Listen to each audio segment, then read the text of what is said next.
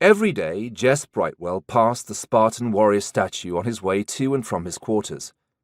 It was a beautifully made automaton, fluid and deadly with a skin of burnished copper.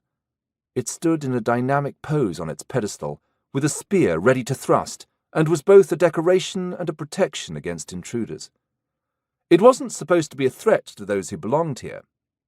Now, as he passed it, the shadowed eyes under the helmet flickered and flared red, and the Spartan's head turned to track his passage. Jess felt the burn of those eyes, but he didn't return the stare. It would take only an instant for that form to move and that spear to drive right through him. He could feel the very spot the point would enter like a red, tingling target on his back. Not now.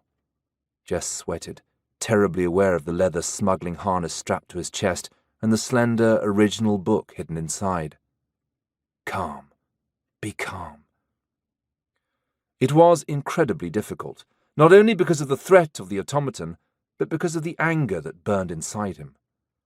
As he walked away, the tingle in his back rose to a hot burn, and he waited for the rush of movement and the horrible invasion of the spear stabbing through his body. But then he was a step past, 2 steps, and the attack didn't come. When he looked back, the statue had gone back to resting mode, staring straight ahead blindly. It seemed safe. It wasn't. Jess Brightwell lived on sufferance and luck at the Great Library of Alexandria. If he'd been half as clever as his friend Thomas Schreiber, he would have figured out how to disable these things by now. Don't think about Thomas. Thomas is dead. You have to keep that thought firm in your head or you'll never make it through this. Jess paused in the dark, cool tunnel that led from the Spartan's entrance into the wider precincts of the complex where he was quartered. There was no one here to watch him, no fellow travellers at either end of the tunnel. The automaton couldn't see him.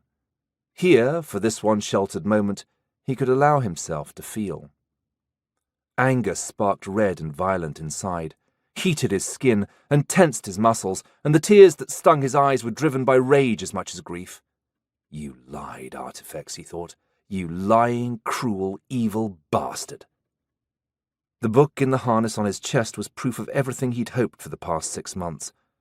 But hope was a malicious, jagged thing, all spikes and razors that churned and cut deep in his guts. Hope was a great deal like fear.